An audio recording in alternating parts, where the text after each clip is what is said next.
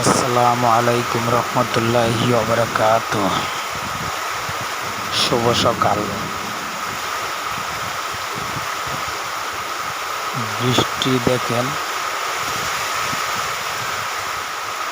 প্রচুর পরিমাণ বৃষ্টি হচ্ছে, কারণ বৃষ্টির জন্য বাইর হওয়া যাচ্ছে না। এতদিন গরমে এত চাপ দিচ্ছে, মানে বলার বাইরে। আজ থেকে বৃষ্টি, খুব ভালো লাগলো। আশা করি আমার ভিডিও যদি ভালো লাগে অবশ্যই আমাকে সাপোর্ট করবেন।